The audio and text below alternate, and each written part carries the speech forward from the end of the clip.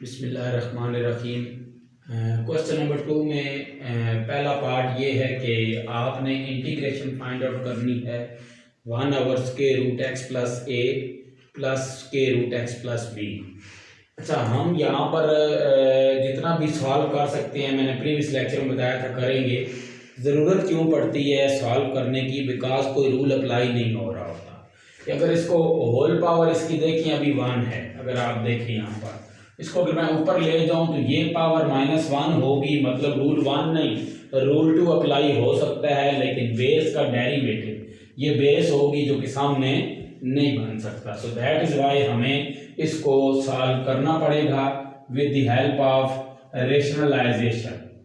x plus a plus square root x plus b square root x plus a plus square root x plus b and minus के साथ multiply divide करेंगे square root x plus a minus x plus b, तो dx।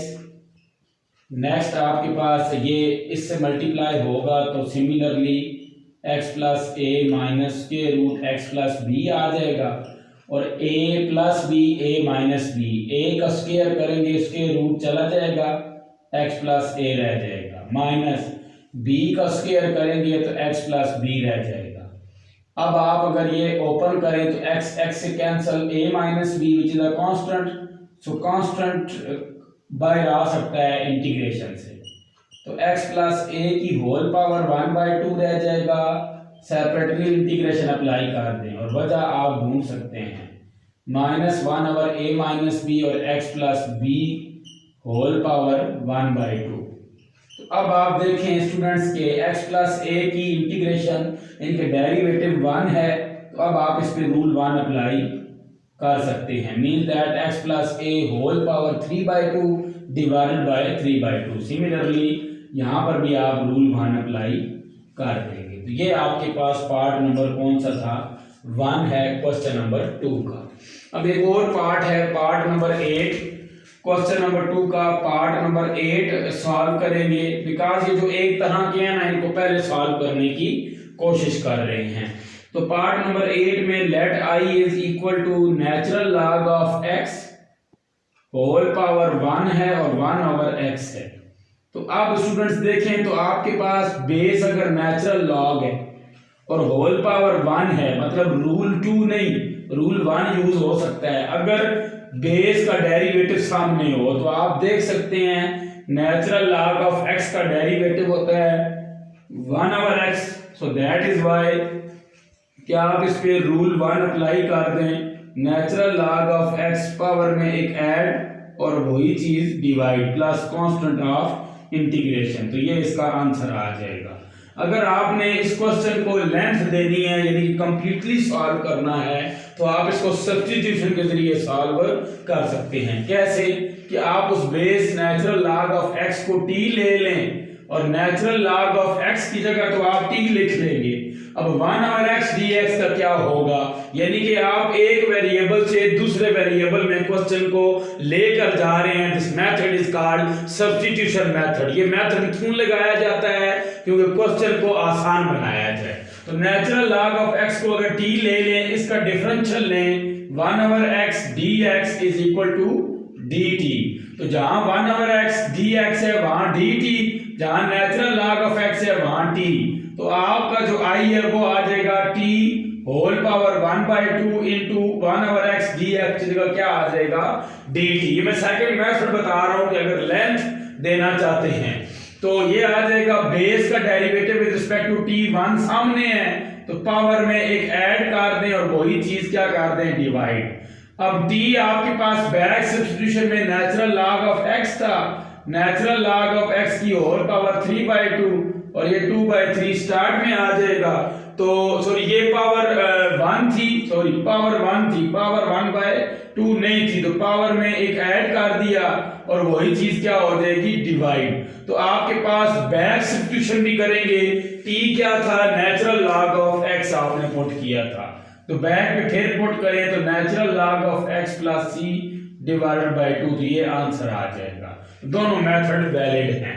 तो ये है आपके पास question number 2 part number 8। अब है क्वेश्चन नंबर 2 पार्ट नंबर 9, वो भी इसी तर्ज का ही है कि आपने ये देखना है कि अब फंक्शन कौन सा है और डेरिवेटिव कौन सा है।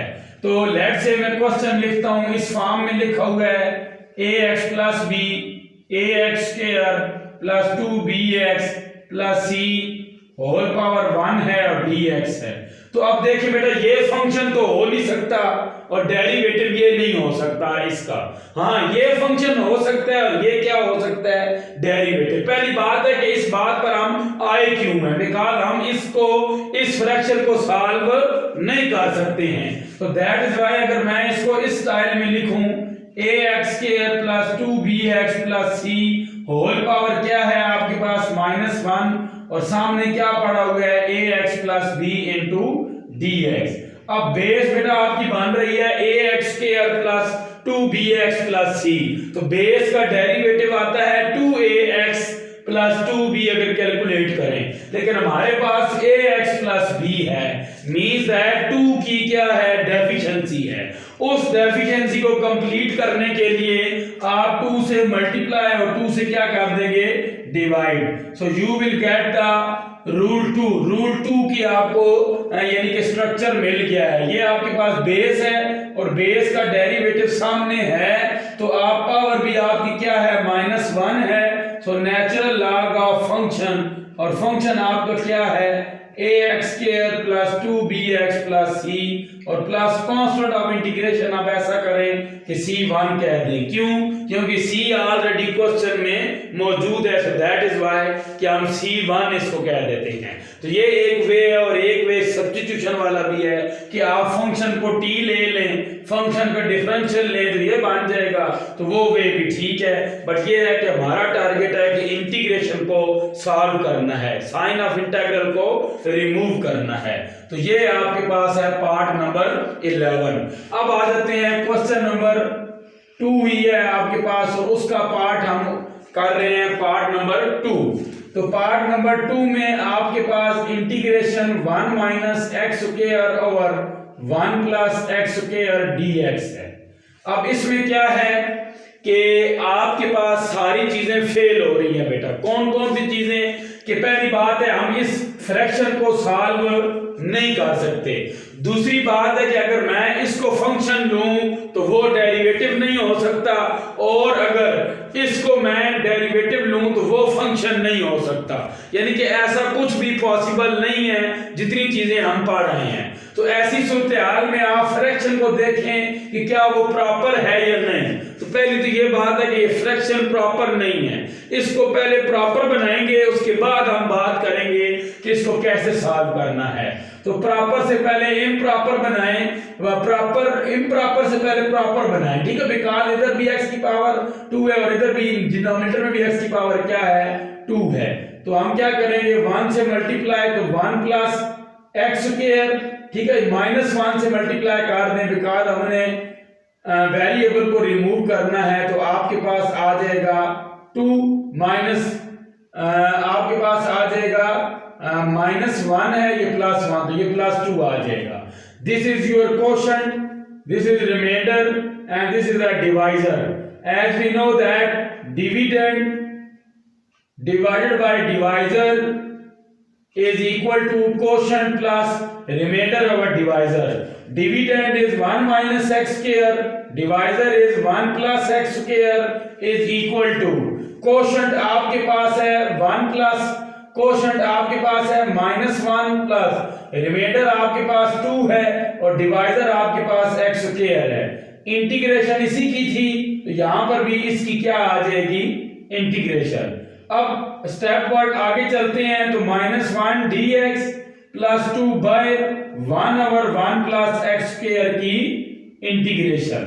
तो अब देखिए बेटा कि मैंने कहा था कि इंटीग्रेशन जो इनडेफिनेट है, इनडेफिनेट जो इंटीग्रल हम सॉल्व कर रहे हैं, इसमें ये बात होल्ड करती है कि जिस चीज का डेरिवेटिव, फॉर एग्जांपल मैं बात करता हूं कि x की इंटीग्रेशन आपको पता है x² बाय 2 है। अभी आप इस बात से फेमिलियर हैं कि x की इंटीग्रेशन x स्क्वायर बाय 2 है, तो x स्क्वायर बाय 2 का डेरिवेटिव जो है वो क्या है, x होगा। ये बात कंफर्म है। तो ऐसे ही आप अगर थोड़ा सा प्रीवियस अपनी एक्सरसाइज 2.5 पे जाएं डेरिवेटिव की, तो हमने ये बात पढ़ी थी कि tan इनवर्स x का डेरिवेटिव जो है वो 1/1 प्लस एक्स स्क्वायर है। इसका मतलब है 1/1 प्लस एक्स स्क्वायर की इंटीग्रेशन क्या होगी, tan x होगी। ये बात अभी माइंड में रखनी है कि 1/1 प्लस एक्स स्क्वायर की इंटीग्रेशन क्या होगी, tan इनवर्स x है। फर्दर हम इस चीज को प्रूफ भी करेंगे कि 1/1 प्लस एक्स स्क्वायर की इंटीग्रेशन tan इनवर्स x है। तो यहां पर हम एज अ पॉइंट इसको लिख लिया है, यूज करते हैं 1 की इंटीग्रेशन x और इसकी इंटीग्रेशन क्या आ जाएगी, tan inverse of x plus constant of integration c। तो ये आपके पास 5 पार्ट्स हमने इस लेक्चर में सॉल्व किए हैं, और जो 5 पार्ट्स और हैं वो भी हम नेक्स्ट लेक्चर में उसको सॉल्व आउट करेंगे। जज़ाकल्लाह।